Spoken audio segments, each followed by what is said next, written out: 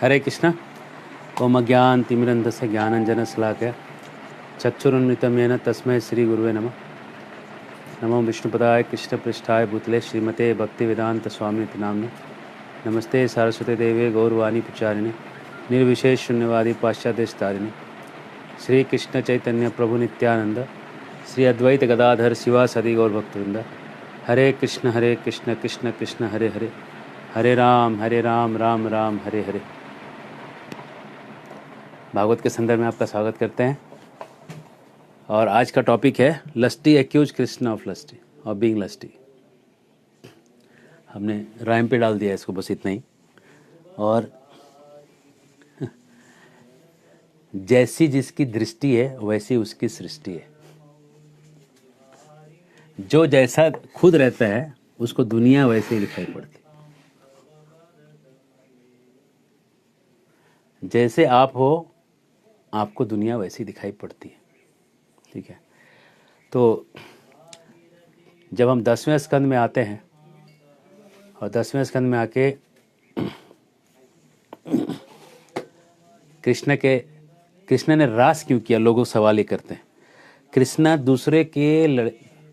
दूसरी औरतों के साथ उन्होंने नाचा क्यों? कृष्ण ने गोपियों के साथ रास क्यों लगाया? क्यों किया? दूसरे लड़कियों के साथ वो क्यों नाचे? दूसरे की लड़कियों के साथ? अरे अरे अरे, एकदम नहीं करना चाहिए था, एकदम नहीं। रास लीला कृष्ण ने क्यों किया? तो उसके बाद लोग बोलते हैं कि जब कृष्ण करता है तो हम भी कर सकते हैं, है ना। इसलिए लोग कहते हैं कि ये कन्हैया है। देखो, कन्हैया का मतलब लोग कहते हैं कि ये गली में फ्लर्ट करता है, उसका मतलब कन्हैया कहते हैं लोग। तो क्या कृष्ण ने गोपियों से जो रासलीला किया वो गलत है? और गलत है और नहीं है तो कैसे है वो देखेंगे। आ जाइए वापस 10वें स्कंद में हम प्रवेश कर रहे हैं, है ना। ये रास पंचाध्याय का ऐसा प्रवचन आपको शायद कहीं विरले ही मिले, क्योंकि रास पंचाध्याय में लोग सोचते हैं कि जो 5 अध्याय हैं इन अध्यायों में लोग सोचते हैं कि भागवत के बीच में भागवत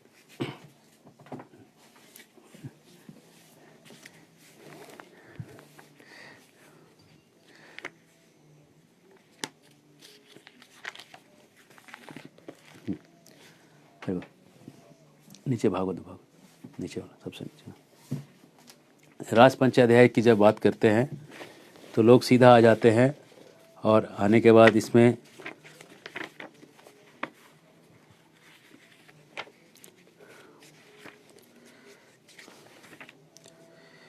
ये जो चैप्टर 30, 31, 32 ये सब जो हैं, है ना, इसमें घुस जाते हैं। और इसमें घुसने के बाद लोग रास लीला का वर्णन करके उठते हैं और लोग सोचते हैं कि अच्छा ये रास है। अधिकतर लोग जो रास लीला सुनते हैं कथाकारों से, उनको सुनने के बाद उनके मन में काम का ही वेग बढ़ जाता है, भक्ति नहीं बढ़ती, है ना। गरबा का जो डांस होता है, भगवान की याद में लोग गरबा का डांस करते हैं पूरे भारत भर में, और ख़ास करके पश्चिमी भारत में ज़्यादा होता है। उसके बाद इलिसिट प्रेगनेंसीज की संख्या सबसे ज़्यादा बढ़ जाती। तो लोग सोचते हैं कि ज़रूर एक कृष्णा भी कामी होगा। और कृष्ण कामी थे कि नहीं थे, इसके ऊपर चर्चा कर रहे हैं। जितने भी ऐसे प्रश्न हैं आपको कृष्ण के ऊपर, गोपियों के साथ भगवान ने रासलीला क्यों किया, उसका उत्तर आज आपको मिलेगा। और अगर नहीं मिला तो प्रश्न कीजिएगा, जरूर मिलेगा। आते हैं। वाइट बोर्ड लगाने से बहुत लोग को बोर्ड नहीं दिख रहा था, तो हमने ग्रीन बोर्ड पे ट्राई कर रहे हैं। अगर इस पे भी नहीं हो रहा है तो कुछ और ट्राई करेंगे, ठीक है। और हम क्षमा चाहते हैं कि बोर्ड जो है वो आगे, अगर आप कमेंट करेंगे तो तुरंत हम इसको आगे पीछे करके फिर से एडजस्ट करेंगे, है ना। हमारे साथ अच्युत गोपाल प्रभु हैं जो कि कैमरे को देख रहे हैं। मैं उनका नाम इसलिए बोल रहा हूँ कि आप थोड़े से ज़्यादा लट रहेंगे।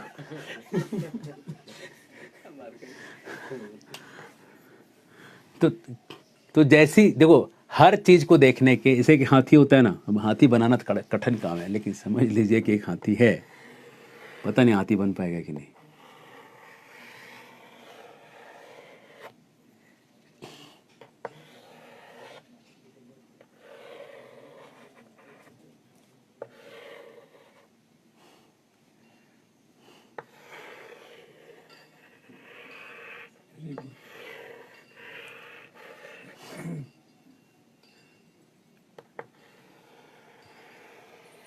कुछ ऐसा ही हाथी है।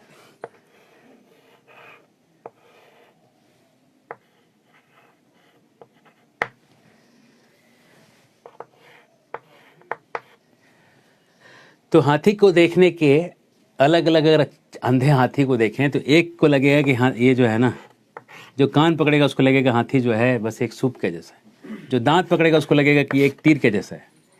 जो उसके पैर को पकड़ेगा उसको सोचेगा कि खंबे के जैसा हाथी। और जो पेट को पकड़ेगा उसको लगेगा कि एक हाथी एक दीवार के जैसा है। दिख रहा है? कट नहीं रहा है? यहाँ से नीचे जा रहा है? कमिंग। थोड़ा देख लेता हूँ। हाँ ठीक है।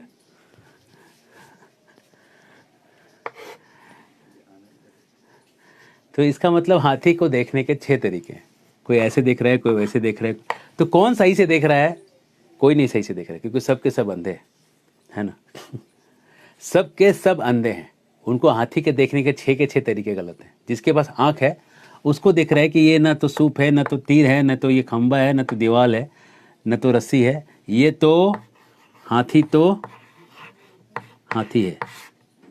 हाथी बस हाथी है और कुछ नहीं है ना। हाँ, अब इस हाथी को अगर एक आंख से आप ऐसे देखेंगे, ज्ञान की आंखों से देखेंगे तो कुछ और दिखेगा। आप ज्ञान से देखेंगे तो आपको दिखेगा अरे ये तो पंच महाभूत से बना हुआ हाथी है, माया के जाल में फंसा हुआ हाथी है, अज्ञान के अंधकार में फंसा हुआ हाथी है, ऐसा दिखेगा आपको, है ना। एक हथनी को अगर देखना है हाथी को तो कैसे दिखेगा? मेरा बॉयफ्रेंड हाथी वही हाथी है ना। जिसकी नज़र से देखोगे वैसा हाथी दिखने लगेगा, ठीक है। तो इसलिए किसी चीज़ को देखने के 6 एंगल्स होते हैं, और 6 एंगल में एक एंगल है योग दर्शन, एक एंगल है उसका देखने का सांख्य दर्शन, एक एंगल है देखने का उसका न्याय दर्शन, एक एंगल देखने का है उसका मीमांसा दर्शन, और एक है वेदांत दर्शन। ऐसे एंगल से देखने के 6 तरीके से हाथी को, वो मैं अभी घुस ही नहीं रहा हूँ उसमें। इस हाथी को देखने के 6 एंगल हैं। ये 6 अंधों वाला नहीं, ज्ञान के 6 एंगल हैं, जिस एंगल से आप हाथी को देख सकते हो। तो अब ये सवाल है कि आपको संसार को देखने का, आपको जो लग रहा है कि कृष्णा लस्टी है कि नहीं है, आपको दर्शन से देखना पड़ेगा। दर्शन मतलब आपको न्याय से देखना पड़ेगा। तो न्याय और दर्शन से देखते हैं कि कृष्ण ने रासलीला क्यों किया। पहला चीज, पहले कृष्ण कौन है जरा देखते हैं, फास्ट देखेंगे, है ना। ऐश्वर्य से समग्र से वीर्य से श्रिया, है ना। तो जो ऐश्वर्य, जो समग्र ऐश्वर्य हैं, अगर आपको बोर्ड नहीं दिख रहा है तो प्लीज कमेंट तुरंत लिखिए और फिर हम इसको एडजस्ट कर लेंगे आगे पीछे जो है। हाँ ठीक है। 6 चीजें हैं जिससे कि ये पता चलता है कि कृष्ण क्या है। सबसे पहला चीज है कृष्ण के अंदर है ज्ञान। कितना ज्ञान है कृष्ण के अंदर? जब गीता बोलना होता है 700 श्लोक, तो कृष्ण ओवरनाइट तैयारी नहीं करते, रटते नहीं 700 श्लोकों को, है ना। अगर दुनिया का जो सबसे जो बड़ा स्कॉलर आज की तारीख में जो माइका लाल है, जिसने असली गाय का दूध पिया होगा, 700 श्लोक अगर रात भर में याद कर लेगा और उसको बिना गलती के एक सीरीज में उच्चारण करके सुना देगा रात भर में, तो मैं मान जाऊंगा। आप लेके आइए 700 श्लोक। अर्जुन ने पूछते गए और कृष्ण कहते गए और 700 श्लोक कह डाला। इसको कहते हैं ज्ञान का लेवल। और कैसा ज्ञान? इस गीता को कमेंट्री में सबसे ज्यादा कमेंट्री गीता की दुनिया में आपको जानना चाहिए, बाइबल की नहीं कमेंट्री। और ये जो हदीस है, कुरान है, इन पे कोई कमेंट्री नहीं ज्यादा। गीता पे 12,000 कमेंट्री है। 12,000 कमेंट्री गीता पे अवेलेबल है। मतलब बुद्धिमान लोगों को भी लगता है कि इससे बड़ी बुद्धिमानी वाली चीज कुछ नहीं है। नहीं तो बाकी ग्रंथों पे कमेंट्री करते थे ना। आज के ही लोग हैं ना 12,000 ये जो कमेंट्री कर रहे हैं।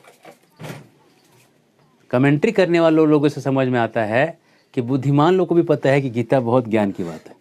और कृष्ण ने, है ना, ये कहता है कृष्ण मेरी नज़र में, कृष्ण ऐसे थे, Krishna for doctors, Krishna for ये, कृष्णा फॉर इंजीनियर्स, ऐसे सारे बुक्स निकले हुए हैं। Krishna for corporates, Gita for corporates, है ना। तो ये गीता का ज्ञान है जिस पे 12,000 गिनीज बुक में ये अंकित है, कि ये गिनीज बुक में है, गिनीज बुक ऑफ रिकॉर्ड्स में है, सबसे मोस्ट कमेंटेड बुक है गीता, है ना। तो अब समझ लीजिए कि ज्ञान जो है कृष्ण के पास इतना है जितना और किसी के पास नहीं, इतना ज्ञानी व्यक्ति है। नोट करते रहिएगा, हमने ज्ञान निकाला।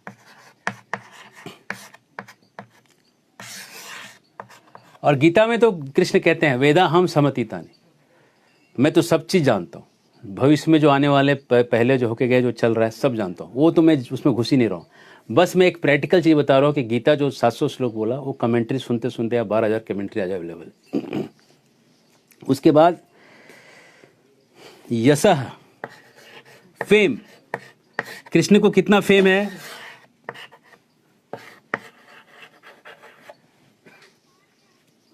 फेम ऐसा है कृष्ण का कि आज उसको माखन चोर कहते हैं। आप जब माखन चुराएंगे तो क्या कहलाएंगे? आपको चोर कहेंगे, हमको चोर कहेंगे। लेकिन कृष्ण ने माखन चोरी किया तो कहते हैं माखन चोर। और माखन चोर के नाम से तो उसमें भजन है, माखन चोर के नाम से कितने भजन हैं, लोग गा रहे हैं, है ना। अलग अलग जगह पे लोग उसको भजन कर कर के गा रहे हैं, माखन चोरी की लीला सुना रहे, है ना। चूरा चूरा खायो, ब्रजवनी तन पे नाम धरायो, माखन चोर मुरारी राधे श्याम श्याम श्याम। तो इसका मतलब है कि यस में कृष्ण का टक्कर कहीं नहीं। चोरी करने के बाद कोई आपको पूजा नहीं करेगा, कितना भी बड़ा यशस्वी व्यक्ति हो, अगर चोरी करेगा उसके बाद उसको फेम कोई नहीं गाने वाला। पता चल गया कि प्रेसिडेंट ऑफ अमेरिका चोर है तो कोई उसको गा गा के भजन नहीं बनाएगा, है ना। है ना। एक प्रेसिडेंट ने तो बड़ा गंदा काम किया था, तो उसके बाद उनको उतारने की बात चल रही थी। तो इसका मतलब है कि लोगों के अंदर चोरों की इज्जत नहीं है, लेकिन कृष्ण की इज्जत चोरी करने के लिए। और देखिए, श्री मतलब होता है सुंदरता, श्री मतलब धन। धन कितना है कृष्ण के पास? कोई कहेगा मैं करोड़पति हूं तो उसके पास 1 करोड़ है, कोई कहता है मैं अरबपति हूं तो 1 अरब है ना।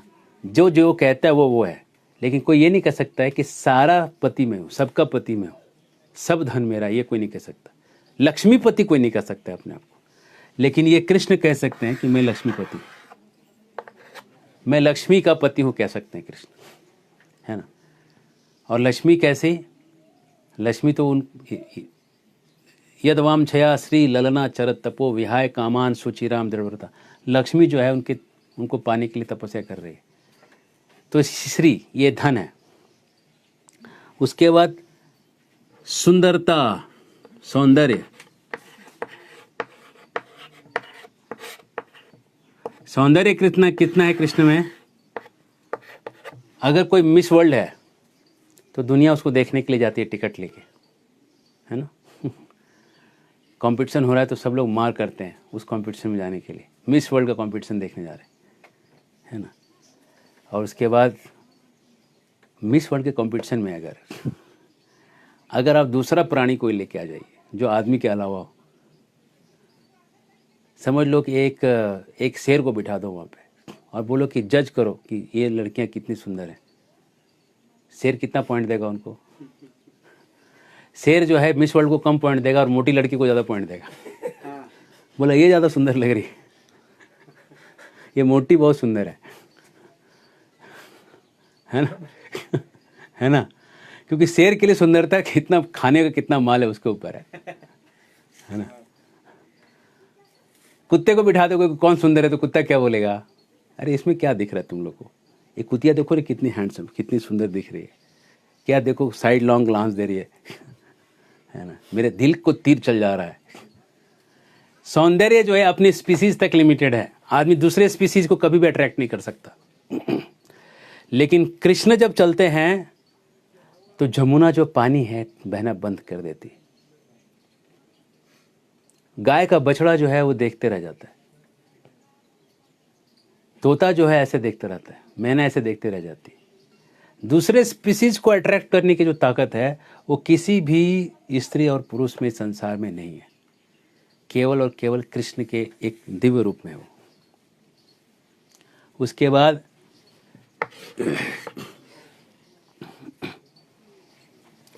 वीर्य मतलब ताकत।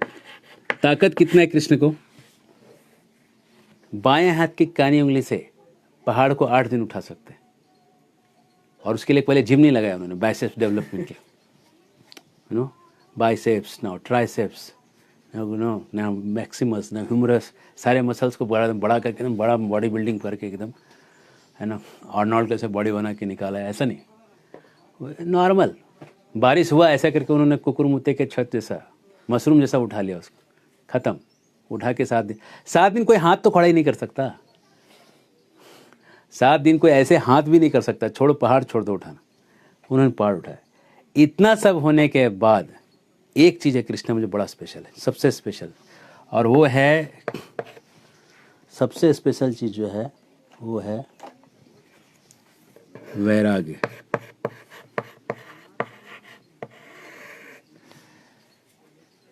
प्रेम के बस अर्जुन रथ हाँक्यो, भूल गए ठकुराई, सबसे ऊंची प्रेम सगाई, सबसे ऊंची प्रेम सगाई, सबसे ऊंची प्रेम सगाई, सबसे ऊंची प्रेम सगाई। वैराग्य कितना है कि पूरे ब्रह्मांड के मालिक, जग अनंत कोटि ब्रह्मांड के मालिक होने के बाद भी एक व्यक्ति का रथ चला रहे, घोड़ा। और आपको अगर पता नहीं तो पता कर दें आपको कि मैदान में, युद्ध के मैदान में राइट लेफ्ट के लिए बोल नहीं सकते हैं, इतना आवाज़ रहता है, लोहे से लोहे टकराता है। तो राइट लेफ्ट करने के लिए आपको दाहिना पैर और बायां पैर मारना होता है, और जो पैर आप मारिएगा उसको, सारथी को, उधर वो लेके जाएगा, है ना। तो जो अपने अपने अर्जुन के लिए वो पैर खाने के लिए तैयार है, वो वैराग्य इसमें है। ये 6 चीज़ें जो है, एक एक चीज़ जो है ना आदमी को आकर्षक कर बना देती है, एक एक चीज़। जैसे ज्ञान है, बहुत नॉलेजेबल कोई है ना, वो कितना आकर्षक हो जाता है ना। आइंस्टीन का नाम लोग आज भी जानते हैं, है ना। होमी जहांगीर बाबा का नाम लोग आज भी जानते हैं, रामानुजन का नाम लोग आज भी जानते हैं, टेस्ला को आज भी जानते हैं, क्योंकि ज्ञानी व्यक्ति थे, है ना। और उसके बाद थोड़ा सा जो फेमस है उसको लोग कितना जानते हैं, है ना। फेमस व्यक्ति कितने हुए संसार में, है ना। स्टार्स हैं, ये हैं, वो हैं, सिंगर्स हैं, जॉर्ज हैरिसन थे, कितने फेमस थे लोग, आज भी लोग उनको जानते हैं। और धनी व्यक्ति को तो सब जानते हैं, पैसे वाला व्यक्ति तो कौन नहीं जानता, है ना। लेकिन क्या आप जानते हैं कि आज से 50 साल पहले सबसे अमीर व्यक्ति कौन था संसार में? आज से 50 साल पहले देखिए, सबसे अमीर व्यक्ति को आप नहीं जान रहे, 50 साल की में ये हालत हो गई। आपको गूगल करना पड़ेगा, बोले रुके पर जो बता दे आप, नहीं, आपको याद नहीं है ना, गूगल और इतिहास पढ़ के कोई बोल सकता है। 50 साल पहले कौन था, छोड़ो 50 साल पहले, 30 साल पहले कौन था, याद करो। अरे 30 साल पहले के सबसे अमीर व्यक्ति को आप याद नहीं रख रहे हो, लेकिन कृष्ण का धन लोग याद रख रहे। और ताकत, है ना, जो माइक टायसन थे वो अच्छे अच्छे को सुला देते थे, है ना। मोहम्मद अली थे, लोग अच्छे अच्छे को सुला देते थे। और जब ये बूढ़े हुए, पार्किंसन डिजीज़ हो गया इन लोगों को, इनको, तो उन्होंने एक स्टेटमेंट दिया कि वो पहले बोलते थे आई एम द ग्रेटेस्ट, और जब वो मसाल उठाने से भी कांपने लगे, पानी का ग्लास नहीं उठा पाने लगे, तो कहने लगे आई एम द ग्रेटेस्ट फूल, मैं सबसे बड़ा मूर्ख हूँ और कुछ नहीं, बस मैं मूर्ख हूँ। तो उन्होंने अब ये दिखाया कि ये जो शक्ति है, ये शक्तियाँ जो हैं, ये कृष्ण में कांस्टेंट रहती है। नोट कर लीजिए पॉइंट को, ये 6 के 6 चीजें कृष्ण में कांस्टेंट हैं।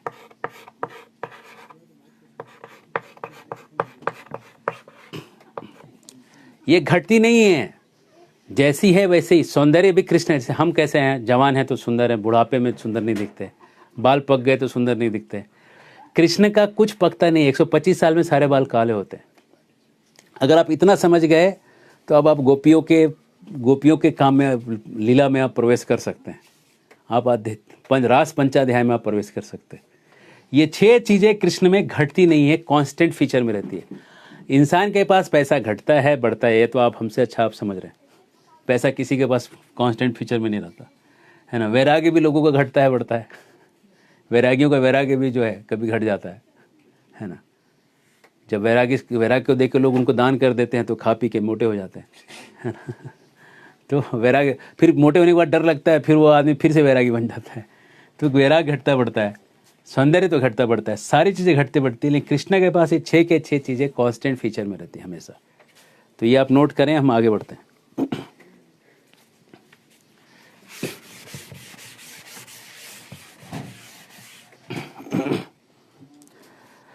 अब हम रासलीला पे आते हैं।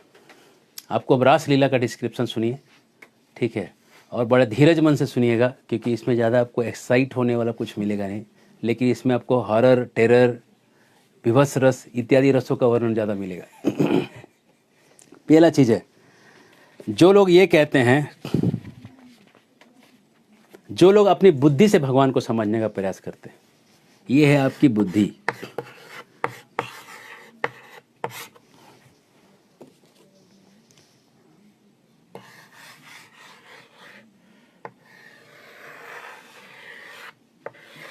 ये आपका दिमाग है अंदर, जिसका कि 350 सीसी है ना। फ्लूइड के अंदर इसका जो वेट है वो करीब 400 ग्राम के आसपास है, और फ्लूइड हटाने के बाद 1-1.5 किलो का ऐसा वेट होता है। खैर जो भी है, एक आप इतने से दिमाग को लेके अपने दिमाग से दिमाग को बनाने वाले के बारे में आप सोच रहे हैं। बुद्धि से किसके बारे में आप सोच रहे हैं? बुद्धि बनाने वाले के बारे में। और बुद्धि बनाने वाला, अब आप सोचो कि कभी ऐसा हो सकता है कि आपने कोई चीज़ बनाया और वो चीज़ आपसे बड़ी हो गई? टेक्निकली संभव ही नहीं है। आपने जो चीज़ बनाया है वो आपसे इन्फीरियर प्रोडक्ट आएगा। कभी भी ऐसा हुआ नहीं कि इंसान ने कुछ बनाया और वो इंसानों से बड़ा हो गया। ये केवल हॉलीवुड के मूवीज में मिलेगा। आर्टिफिशियल इंटेलिजेंस करके दिखाएंगे और ये दिखाएंगे कि इंसान से भी बड़े तेज चीज़ें बन गई। ऐसा ना हुआ है, ना हो रहा है, ना होएगा, ना होएगा। आप बोलेंगे ऐसा आप कैसे बोल सकते हैं? ऐसा हम इसलिए बोल सकते हैं कि पिछले कलयुग में भी ऐसा नहीं हुआ था, और उसके पिछले कलयुग में भी नहीं हुआ था।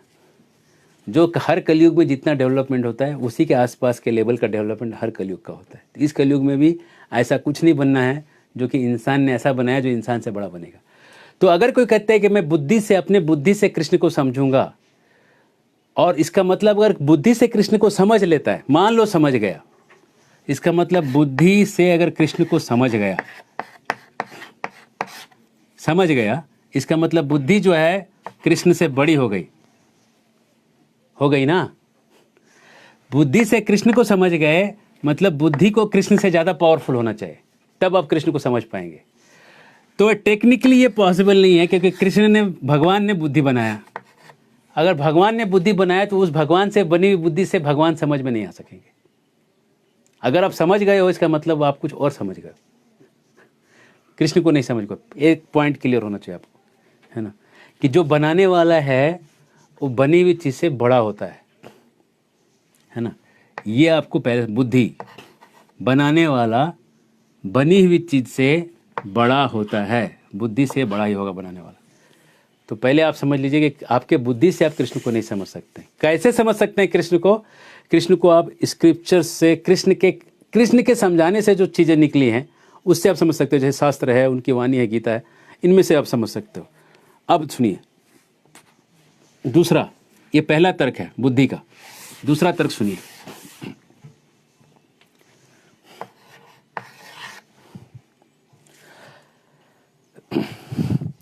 जो लोग कहते हैं कि हम कृष्ण को भगवान नहीं मानते, मानते नहीं भगवान कृष्ण को, दिख रहा है? कृष्ण को हम भगवान नहीं मानते। जो लोग ऐसा कहते हैं कि हम कृष्ण को भगवान नहीं मानते, जब कृष्ण को भगवान मान ही नहीं रहे हो कि ये भगवान है ही नहीं, तो कृष्ण के लीला को फिर आप आलोचना करने का क्या पॉइंट बन रहा है?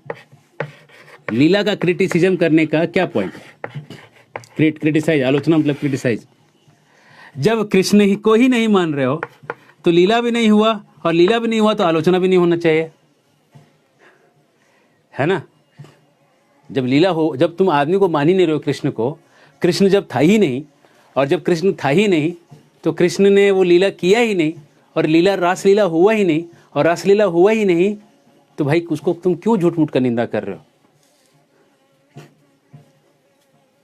है ना? जब कृष्ण तुम मानते हो कि नहीं थे तो कृष्ण लीला भी नहीं किए होंगे, और लीला भी नहीं किए होंगे तो फिर तुम जो कुछ हुआ ही नहीं उस पर तुम काहे अपना टाइम बर्बाद कर रहे हो, निंदा करने का बात क्यों कर रहे हो?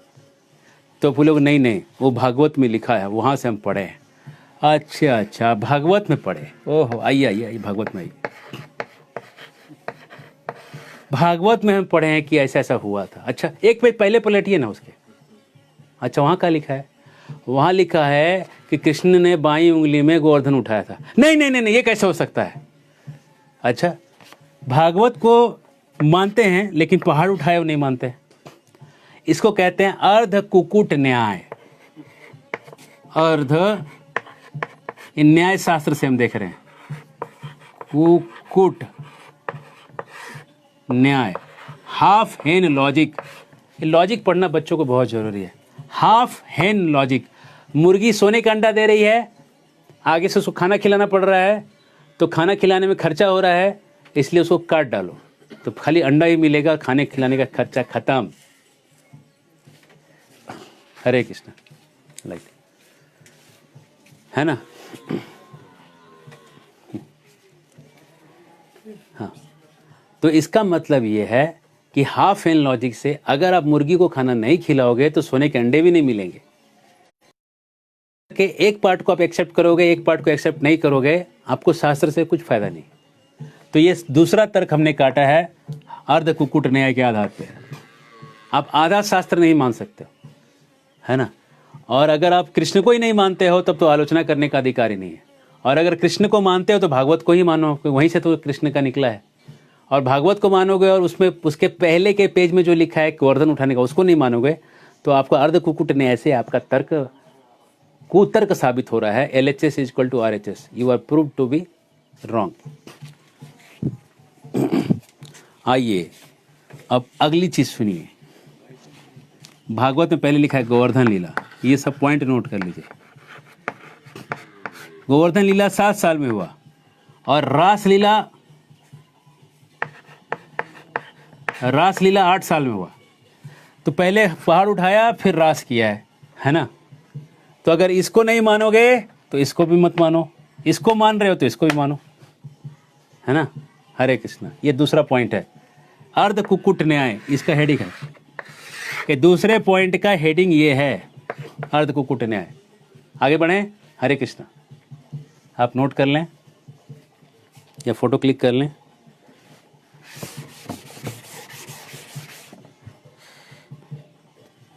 तीसरा तर्क सुनिए, इसको बोलते हैं मानवीय। ये तर्क का नाम है मानवीय। मानवीय का मतलब है रासलीला हुआ 8 साल में। जब त्योहार होता है घर में, पर्व त्योहार होता है, तो छोटे छोटे बच्चे क्या करते हैं? मिठाई विठाई खिलाते हैं एक दूसरे को, नाचते हैं, यही करते हैं ना बच्चे। तो बड़े क्या करते हैं? बच्चे हैं, नाच रहे हैं, ठीक है ना? छोटे बच्चे नाच रहे हैं, तो 8 साल का बच्चा संसार में भी उसको इतना लोग देखते नहीं है, छोटे छोटे बच्चे साथ में नाच लेते हैं। तो 8 साल का बच्चा अगर नाच रहा है तो मानवीय अगर कृष्ण को आप समझ रहे हैं कि कृष्ण एक साधारण आदमी है, आपको कोई तकलीफ नहीं होना चाहिए। और आप कहते हैं नहीं कृष्ण दिव्य है, तब तो आपको और तकलीफ नहीं होना चाहिए। दोनों हिसाब से आपको कोई तकलीफ नहीं होना चाहिए, है ना? तो 8 साल का बच्चा 8 साल के बच्चे के साथ नाचता है। त्योहार में तो हम देखते हैं, त्योहारों में लोग नाचते हैं, छोटे छोटे बच्चे रहते हैं, है ना? क्या समझ रहती है उसको। अब एक चौथा तर्क सुनिए। 8 साल में मानव जो है, मानव का जो बच्चा है उसमें काम भावना का उदय नहीं हुआ है। इसका मतलब यह है काम उदित नहीं हुआ है। ये तीसरा तर्क है ना। ये है मानवीय तर्क कि 8 साल का बच्चे को काम भावना नहीं रहता। अब चौथे तर्क पे आइए।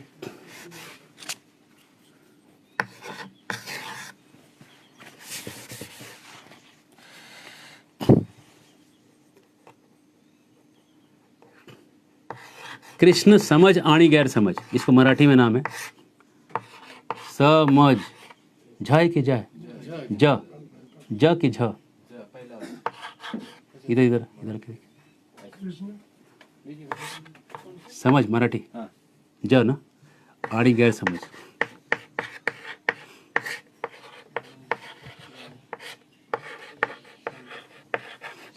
ये मराठी के शब्द हैं। एक बार पुणे में एक इस पे डिबेट हुआ था, कृष्णा समझ आणी गैर समझ। समझ का मतलब हिंदी में झ हो जाएगा, समझ और गैर समझ, understanding and something which is not understanding. अब इसमें यह है कि अगर लोग कह रहे हैं कि कृष्ण को रास लीला नहीं करना चाहिए, निकल जाना चाहिए, जो लोग ये कह रहे हैं उनके लिए भी मेरा प्रश्न है। आत्मा जो रहता है हृदय में रहता है, ठीक है, आत्मा के साथ में परमात्मा रहता है, ये भी ठीक है। और कृष्ण गीता में कह रहे हैं सर्वस्य चाहम हृदय सन्निविष्टो मत्ता स्मृति ज्ञानम अपोहनम च वेदेश्च सर्वैर अहम वेदो वेदांत कृत वेद विदय चाहम। मैं ही परमात्मा हूं हृदय में रहने वाला। कौन है परमात्मा? कृष्ण है। और किसके साथ हैं? आत्मा के साथ। तो जो लोग ये सवाल करते हैं कृष्ण को, केवल उनके लिए कहा जा रहा है, सबके लिए नहीं। आपकी पत्नी के साथ भी कृष्ण खड़ा है, वो मी खरं सांगतो, एकदम सच कह रहा हूं मैं। तो आता तुम्ही काय करा, तुम्ही सांगा कृष्णाला, तुम्ही मला वाईफला सोडून दे। अब आप अपने कृष्ण को कहिए कि मेरी पत्नी को छोड़ के चले जाओ, कह दीजिए ना, फिर देखिए क्या होता है। पत्नी ही छूट जाएगी, मर जाएगी। आत्मा परमात्मा निकल गए, आत्मा निकल जाएगा, आत्मा निकल गया शरीर गिर जाएगा। ट्राई करके देखो। अब पत्नी को मारना है तो अलग टेक्निक है, कोई मरेगा नहीं इससे, कसाई के श्रापने से गाय नहीं मरती। तो ये समझ और गैर समझ है कि परमात्मा सबके हृदय में पहले से ही है, और परमात्मा सबके शुभ चिंतक हैं, और आत्मा के साथ हमेशा हैं। और परमात्मा जब तक साथ हैं तभी तक आत्मा चलेगा, तब तक नहीं चलेगा। जैसे कि जब रासलीला हुआ तो गोपियां जो गई रासलीला में, वो 3-4 प्रकार की, अनेक प्रकार की थी, उसमें से 3-4 मुख्य प्रकार में जो अभी मेरे ध्यान में आ रहा है। एक प्रकार है उसमें ऋषिचारी गोपी, जो पिछले जन्म में ऋषि थे त्रेता युग में, और भगवान के लीला में गोपी बनना चाहे वो गोपी बन गए। कुछ लोग अलग अलग हिसाब से गोपी बन के आए। तो जो लोग गोपियां अलग अलग वहाँ पे आई, जो लोग रास करने गई सो गई, जो लोग नहीं गई उनका शरीर घर पे रहा, लेकिन आत्मा निकल के रास करने चला गया। अब आपको कैसे समझ में आएगा रासलीला हुआ?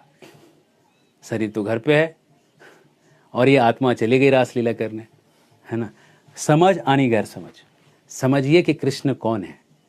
सर्वस्य चाहम हृदय सन्नि, सबके हृदय में रहने वाला परमात्मा वो कृष्ण है, जो आत्मा के साथ रह रहा है। पहले से रासलीला सनातन चल रहा है। अगर उसने रास रखना साथ में, उसका अफेक्शन कम हो गया आत्मा से, उसका छूट जाएगा शरीर, ठीक है। अब सुनिए 5वां तर्क सुनिए। रास को कहने वाले लोग कौन है? कथाकारों का वर्णन कर रहे हैं। आजकल के कलयुग के कथाकार नहीं, कथाकार इसके हैं सुखदेव,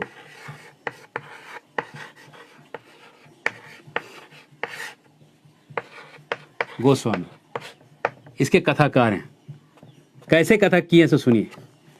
जब ये पैदा हुए, जब हम पैदा हुए जग हंसे हम रोए। सुखदेव गोस्वामी जो पैदा हुए, पैदा होते ही घर से निकल गए, वैराग्य ले लिया उन्होंने।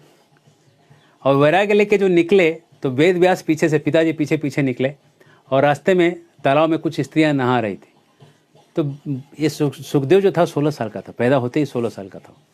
वो जब निकला तो स्त्रियां नहाते रही, उनको कुछ फर्क नहीं। औरतों को एक सेंस होता है, सिक्स्थ सेंस, कि ये आदमी के अंदर क्या चल रहा है, वो जान जाती है। एक औरत को पता चलता है पीछे कोई फॉलो कर रहा है, उसको पता चलता है मुझे कोई फॉलो कर रहा है, लेकिन लड़कों को पता नहीं चलता कोई फॉलो कर रहा है, क्योंकि ये सिक्स सेंस नहीं लड़कों को, औरतों को है। तो सिक्स सेंस से औरतें समझ गई कि ये लड़का जो है एकदम काम भावना से मुक्त है। लेकिन जब वेदव्यास आए आगे तो स्त्रियों ने कपड़े ढक लिए, अपने नहाते हुए स्त्रियों ने अपने को प्रॉपर कपड़े ढक लिए। तो वेदव्यास ने पूछा कि मेरा बेटा तो तुम्हारी उम्र का है, हम तुम्हारे दादा की उम्र के हैं, मेरे के सामने कपड़ा ढक रही, उसके सामने नहीं। बोले कि वो तो परमहंस है, उसकी आंख को देख के समझ में आ जाता है, काम भावना से सुनने। और आप जो है गृहस्थ आश्रम में हैं, परिवार है, पत्नी है, बच्चा है, तो आपको देख के तो ढकना ही पड़ेगा, लोक मर्यादा। तो इसका मतलब है कि सुखदेव गोस्वामी ने जो कथा किया, वेदव्यास भी परमहंस थे, लेकिन लोक मर्यादा उनके आश्रम के हिसाब से। सुखदेव गोस्वामी ने जो कथा की, सुखदेव गोस्वामी वहां से गए और मिथिला गए, और मिथिला में जनक महाराज रहते थे। वो जनक नहीं, सीता के पिता, ये उस समय के जनक। और वो जनक महाराज ने उनका टेस्ट लिया। वो नंगे धड़ंगे ऐसे ही थे, जन्म हुआ था और बस कुछ कपड़े भी नहीं पहने थे, ऐसे ही घूम रहे थे। उनके हाथ में तेल का कटोरी दे दिया और मुंह में चीनी रख दिया, और उनके राज्य में घुमाया, और ऐसे गलियों से घुमाया जहाँ खूब लड़कियाँ डांस कर रही थी, और खूब सबको पोजेस देख के खूब एक्साइट करने का प्रयास कर रही थी। और सुखदेव गोस्वामी ऐसे इस लड़कियों के डांसिंग और पोजिंग के बीच से निकल के वहाँ से घूमते हुए, मुंह में चीनी रखे हुए, हाथ में तेल रखे हुए आए। आने के बाद देखा गया कि तेल का एक बूंद भी नहीं गिरा है, और मुंह खोला गया तो चीनी पूरा ड्राई है। अगर हम लोग के मुंह चीनी रहेगा तो एक दाना भी नहीं मिलेगा, घूम घूम के आने के तक सारा लार बन के पूरा जो है घल के निकल के रहेगा। तो इसका मतलब सुखदेव जो कथा कर रहे हैं लस्ट से फ्री हैं, लस्ट फ्री व्यक्ति हैं। फ्री लस्ट है, फ्री लस्ट नहीं, लस्ट फ्री है। तो ये व्यक्ति कथा कर रहे हैं उसका, इसका मतलब इस व्यक्ति को समझ रहा है कि ये जो कृष्ण ने जो रास किया है वो संसार के नियमों से ऊपर का चीज है, तभी तो ऐसा व्यक्ति उसमें कुछ बोलेगा। जिसको संसार में किसी भी स्त्री से कोई लेना देना नहीं है, वो अगर रास के बारे में कह रहा है, इसका मतलब कुछ रास में जो गहराई है उस दुनिया से आगे की चीज है। अब वो क्या गहराई है हम आगे देख रहे हैं। अगर आपने 5 पॉइंट समझ लिया है तो हम आगे बढ़ेंगे। हरे कृष्णा, रास के गहराई को देखेंगे। हरे कृष्णा, रास की गहराई। रास आता है रस से। रस 2 प्रकार के होते हैं, मृत और अमृत। मृत रस है दुनिया में, आपने घर वालों को खूब सेवा किया, खूब सेवा किया, और आप बूढ़े हो गए, एक दिन मर गए, तो आपके जो रस था परिवार वालों के लिए, अगले जन्म में दूसरे परिवार पे लग गया, रस मर गया। वो जो टेस्ट आ रहा था आपको सेवा में घर वालों का, वो रस मर गया, है ना। आपने अपने टीचर की सेवा की, टीचर चले गए। आपने बच्चों की सेवा की, आप ही चले गए। तो मृत है। और कलयुग में तो बूढ़ा होने की देरी नहीं है, लोग मरने के पहले ही रस को मार देते हैं।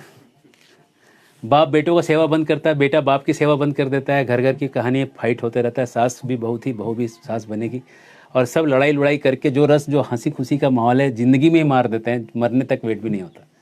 तो खैर, अमृत रस जो है वो है दिव्य, और अमृत रस की शुरुआत होती है शांत रस से। शांत रस। और ये शांत रस कैसा है? जब जीव अपना भक्ति बढ़ाता है तो बढ़ाते बढ़ाते कैवल्य तक पहुंचता है, निर्गुण तक पहुंचता है। वहाँ के बाद जब भगवान के धाम में पहुंचता है तो पहला वो घास इत्यादि जो बनता है, अगर बनता है कोई, तो घास भी भगवान को देख रहा है। तो देखने से, या भगवान ने उस घास पे अपने पैर रख दिए, छूने से उसको बड़ा रोमांच का अनुभव हो रहा है, और यह है शांत रस। और ये मरता नहीं है, क्योंकि कृष्ण हमेशा रहेंगे, और जो घास इत्यादि जो भी है वहाँ पे वो हमेशा रहेगा। दोनों हमेशा शाश्वत रहेंगे, इसलिए रस भी शाश्वत है, इटर्नल है, मृत नहीं है, अमृत है। क्लियर है, डिफिनेशन एकदम क्लियर जा रहा है। इससे और अगर ये रस बढ़ जाए तो बनेगा ये दास्य रस। दिख रहा है? दास्य रस कैसा है? दास रस, कृष्ण बोलते हैं पानी का गिलास लो, पानी चाहिए, और दास जो है भगवान को पानी एकदम बढ़िया ग्लास में डाल के पानी एकदम देता है लाके, और कृष्ण पानी पीते हैं, उसको दे देते हैं, और वो दास से रस की मैंने कृष्ण को पानी पिलाया। तो इसमें भी दास जो है व्यक्ति है, और कृष्ण जो है एक व्यक्ति है, दोनों सनातन है, इसलिए ये रस भी कभी मरेगा नहीं, मेंटेन रहेगा। दास रस से बढ़ेगा 1 2 3 दास रस से बढ़ेगा तो बनेगा साख्य रस।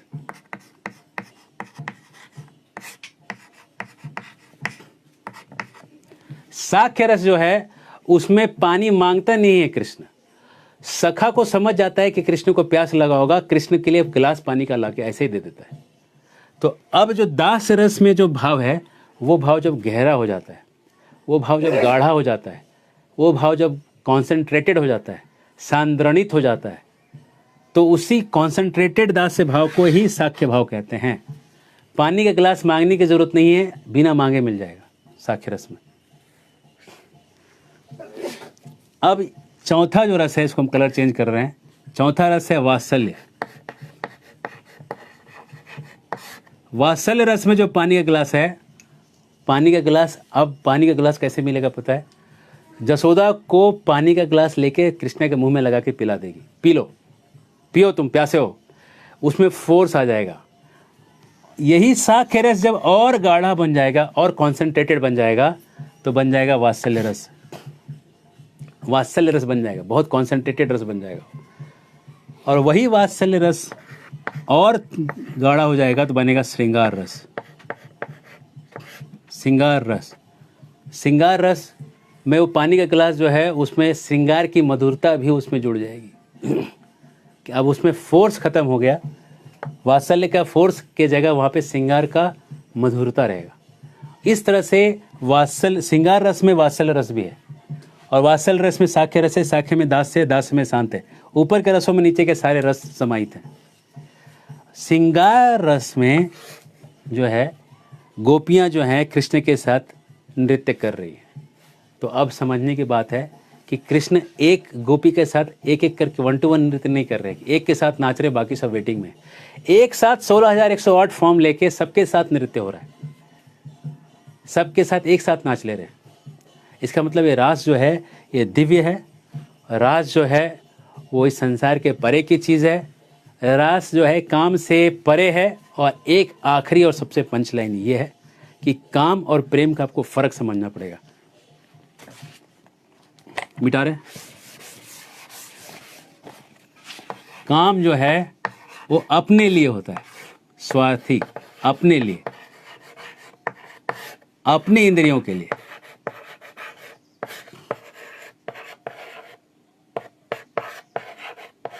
और प्रेम जो है वो प्रभु के लिए, निस्वार्थ प्रभु की सेवा, इसको प्रेम कहते हैं। तो काम था कि प्रेम था? अगर अपने मन के लिए, इंद्रियों के लिए अगर आप कुछ कर रहे हैं तो काम हुआ, और प्रभु की सेवा करने के लिए कुछ कर रहे हैं तो ये प्रेम है। ये सोना है, गोल्ड है, और ये आयरन है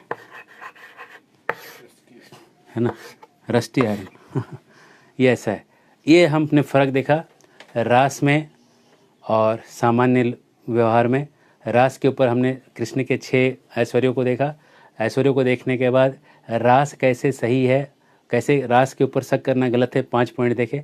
और आखिरी में हमने फिर ये देखा कि 5 जो रस हैं शांत से लेकर श्रृंगार तक, वो कैसे रसों में गहराई बढ़ती जाती है। हरे कृष्णा। और आज हम आपको मैसेज कर देंगे।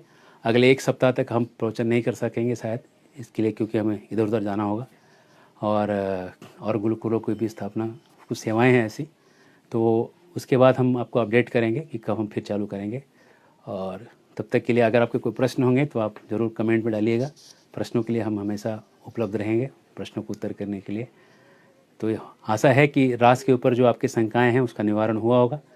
अगर फिर भी आपका कुछ शंका है तो आप कमेंट में डाल दीजिएगा। हरे कृष्ण। बहुत बहुत धन्यवाद। जय श्री प्रभुपाद।